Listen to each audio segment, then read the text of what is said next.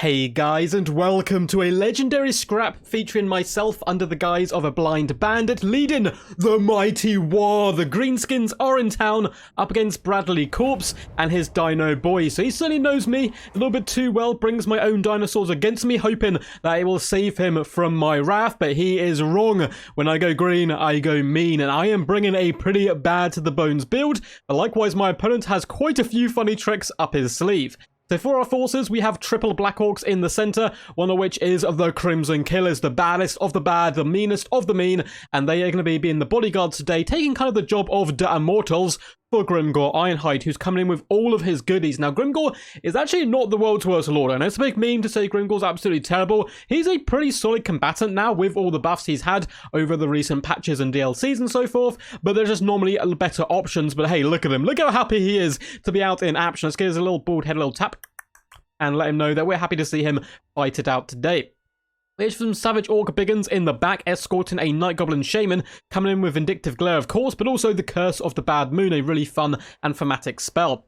We then have some Orc Boys guarding the flanks, just making our battle line a little bit wider. We also have some Orc Boar Boys going to be escorting double Goblin Wolf Chariots. Their main job today, run down Skink Skirmishers, run down Skinks, and generally be a big pain in the butt. And then we have your traditional Greenskin Skirmish Corps. We have 4 riders today. It looks like we have a mixture of the Death Creepers, the Morgrub's Mangy Marauders, and then double Forest Goblin Spider Rider Archers. That added poison really does help them out quite a bit, and I think certainly make it worth the upgrade from your basic Wolf Riders, though of course the Morgrub's Mangy Marauders are arguably the best of the Skirmish Cav due to their armor-piercing missiles, and their doggos looking absolutely awesome as they bound across the battlefield, salivating at the lips, getting ready for blood, death, and carnage. But they're going to have a tough time piercing the scaly skin of the Dino Boys, who have some Pterodon Riders up in the sky.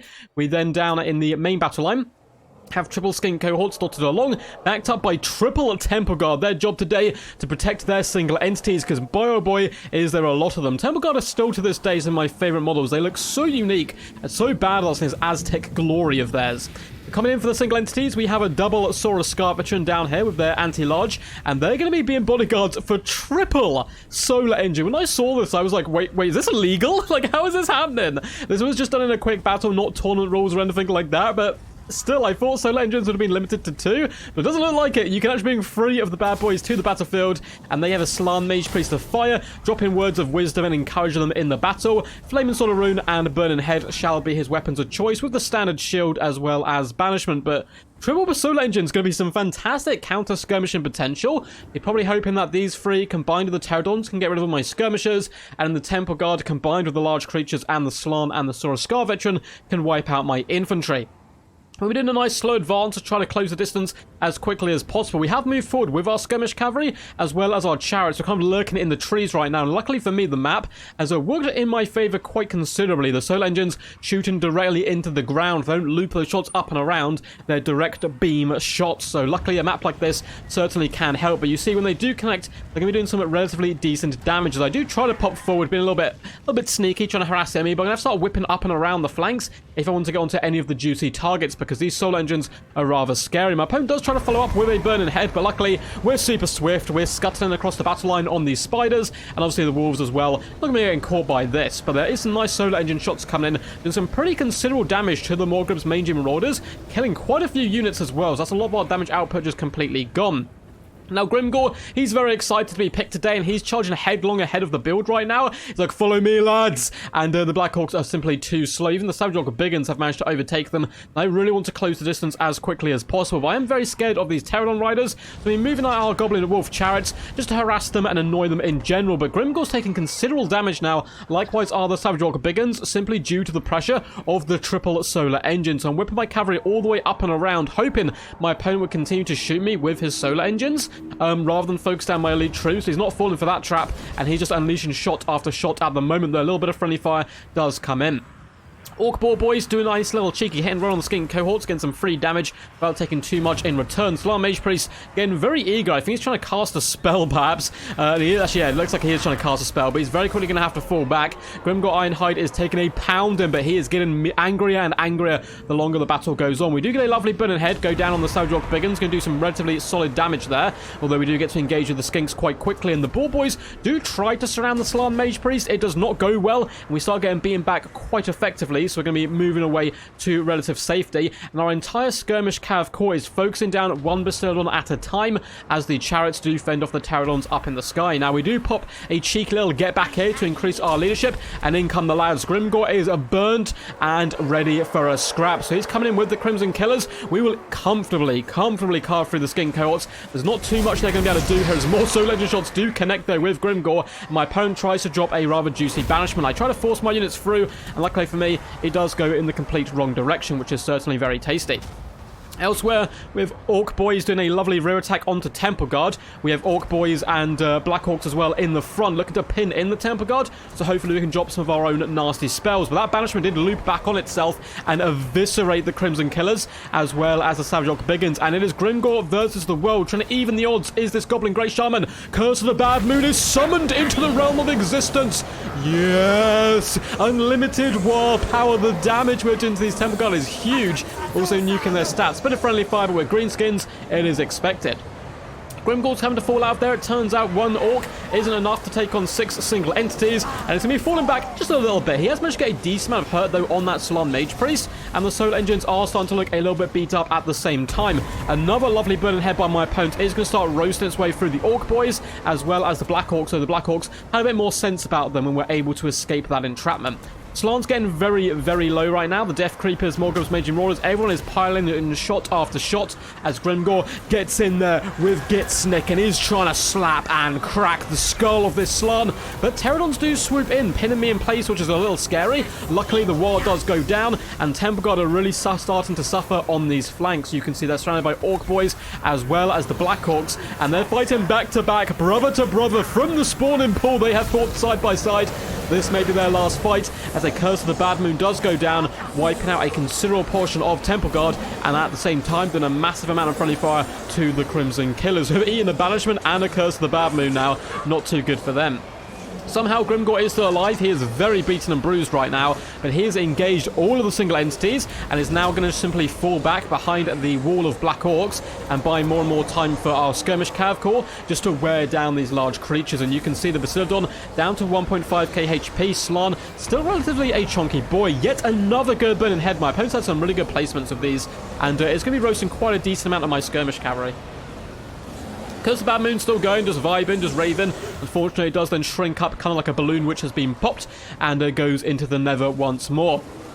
Goblin Wolf Chat's going to do some nice cycle charging just into the enemy, try to support and pin in all these troops. It looks like the first of the Bastiladons is just about ready to give up. We do still have the Crimson Killers in here, though they've taken a bucket ton of damage from these Air of Effect spells and been completely outnumbered and surrounded. They've got some decent work done and have held the line really, really well. And now we have so many more Black Orcs, 56 coming in and cleaving asunder the Temple Guard, so eventually we can surround and hopefully bully these single entities. But both Saurus Scar Veterans very healthy, as well as the majority of the Bastiladons. And we are going to be receiving a rather nasty banishment down on our Forest Goblin Spider Riders. We do try to scuttle away. Unfortunately, we didn't give the order to all the units, so some of them take considerable damage, and both units getting forced off here is really bad news. Grimgor is sandwiched between a rather juicy Toad and a rather angry Dino. Flaming Sword does go down, and Grimgor is starting to waver at the moment, but look at the buff to his stats there Gitsnick does give him, and it may be enough to rout the Slan Mage Priest. I'm going to have to fall back, though. I don't have enough punch in me to stay in that fight to finish him off for good. Orc Boar Boys are starting to return to the field. We have a load of units in the distance as well who are slowly starting to rally, and we have the mobility advantage massively of all our skirmish cav units. If we can start to break and chase down these units, we're going to be in a really dominant position. Now, trying to avenge the Slan is these Solar Engines who are doing their 360 no-scopes onto Grimgor, just about surviving for now. He is being poisoned as he moves back in to try to get that killing blow down on the Slan Mage, but I'm having to be very, very careful. If he goes down, the amount of terror that's left on the battlefield is going to cause me all kinds of problems, and it may leave the Black Orcs stranded, and they will get kind of cut down by the sheer weight of number. But we certainly have the opponent on the back foot now. He is legging it. We do pop a cheeky little Vindictive Glare into the Bastiladon, doing enough damage to break it from the field of battle. The Temple Guard, the Skinks, the Slan, the Pterodons, everything is running right now apart from this hero core and one last Gary. So I'm trying to move forward to get nice and aggressive with my Spider Riders and chase these units down. I don't want them rallying under any conditions. hop on them and force them down. Grimgor, though, is down to 478 HP, but luckily we managed to break that next Bastiladon, so it doesn't have the opportunity to finish us off with one more well-placed shot. Vindictive Glare does go right up its rear end as well, doing some lovely damage there. Saw Scar Veterans, they're really decent combatants, but they're not designed to kill mass amounts of infantry, so with Black Orcs surrounding them with the lads here, they're really getting punished quite a bit, and I'm so impressed with the Crimson Killers that they've stuck this out and fought as long as they have. They're down to just 18 models and 950 HP. They've done a beautiful job kind of being a nice anchor in the center of the battlefield for me. Grimgor's now down to below 400 HP. He does manage to finish off the Pterodons, though he looks like he wasn't too happy about that. And he's trying to finish off this last Bastiladon as well. It looks like one of them has managed to rally, and maybe he can pull back the Salon Mage Priest. I'm just ignoring the Bastiladon right now and moving forward with the Forest Goblin and Spider Riders. I want to shatter this Salon, or at least escort it off the field, and down it goes, killed by a lowly Goblin. There is still this Bastiladon fighting strong. Some of the heroes... Oh, no, the heroes have actually broken as well, so everything is running for its life. There's simply one Bastiladon left, and it's trying to get vengeance. It's trying to kill Grimgor, but some of the Orc Boar boys do dive in the way, saying, no, not today. We are going to become immortals, or at least Grimgor shall do, and it will be a Pyrrhic victory for the Green Boys. Well played to my opponent, Bradley Corpse... Oh, kind of Corpse C? Or maybe it's Corpsuck. Who knows? Well played to Bradley, and a really cool game. Very fun build as well. I love the triple dino, triple temple guard, triple hero, kind of badassery of this build. It was certainly very rock and roll, and not honestly the worst I did up against Greenskins, right? The Soul Engines kill all the skirmish cavalry, temple guard do any large threats, and the Saurus Scar Veteran and the Burning Heads and so forth kind of assist and just managing a lot of the infantry. But we went for the triple Black Orc Gambit, and it certainly did pay off today. Grimgor, an absolute Chad in the center of our fighting force, did decent amounts of damage value, not the most, but he held the enemy back for so long, being an absolute world beater and a tank. I will delve into the damage dealt and damage value of all of these units in a memento, but if you guys enjoy this video, make sure to leave a thumbs up and make sure to subscribe as well for more glorious content into the future. We will be doing a special 7,000 subscribers special stream, probably where we play as every single faction till we lose with that faction. That will most likely be done next week. It depends when we hit the sub count, obviously, but it will be something I'll have to prepare for, and we'll sort it out. It'll be a very long stream, probably like 7 to 8 hours, which is going to be absolutely crazy. There's also, feel free to comment down below what you thought of the battle. Bucket ton of links in the description to my Twitch, where I do additional streams and content. Sometimes Total War, sometimes not Total War. And yeah, load of links down there to my Discord, where you can submit replays and all that good standard YouTube stuff. But anyway, back to the battle. Grimgor Ironhide, 8 kills, 1,557 damage value. Not too shabby whatsoever, considering he was rather outnumbered and outmatched in the center of the battlefield. Night Goblin Shaman did a decent job, 600 damage value. The Cursed Bad Moon also applies a hex to the enemy, which is quite powerful, and it certainly helped clear out some of those pesky Temple Guard for me. The Orc Boys, 390 damage value and 470, just doing their work. 568 for the Savage Orc Biggins. But then we get to the backbone of this build. The guys who are really going to take the fight to the enemy, the Black Orcs. 110 kills, 820 damage value. And then the unit which was the most alive at the end got 1,783 damage value, nearly 12k damage dealt, and 131 kills. Very impressive work, lads. The Crimson Killers got far less kills than their allies did, but still 1,130 damage value, 30 kills. We really chucked them in the deep end up against these targets. They're not really designed to kill all these heroes and so forth, and they did absolutely fantastic against them, holding the central pocket and keeping Grimgor out of too much trouble. Orc Boar Boys, just shy of 500 value. Skirmish Cav, 192, 303. Not too good there, Skirmish Cavalry. 600 damage value, and then 1,115. Morgrim's Mangy Marauders, such a powerful unit. And despite the fact they were focused down near the start, still easily paid for themselves, really bringing havoc across the battlefield. Golden Wolf Chariots, 450 and 349 damage value. Kept the Pterodons at arm's reach, kind of kept them at bay, and did some decent cycle charging around, but they were still alive at the end of the day, and could have perhaps done some more damage. As for the Dino Boys, 1,480 damage value on the Slan Mage Priest of Fire, not bad whatsoever. And the little Saurus Scar Veterans, 600 value and 288. The Skinks, unfortunately none of which paid for themselves. Temple God also struggled, 400 value, 760 and 920. I mean, 920 damage value is not bad, but for a Temple Guard, it's pretty mediocre. Unfortunately, they came into grips with the best of the best. 86 kills and 44 kills, not too shabby. Pterodons, 680 and 420 value, using up the majority of their ammunition. And as for the solar engines, 38 kills, 47 kills and 35, 700 damage value, 890 and 1,398. Not a bad effort, but it wasn't quite enough. Hope you guys enjoyed this one. Until next time, peace, peace. And as always, stay awesome.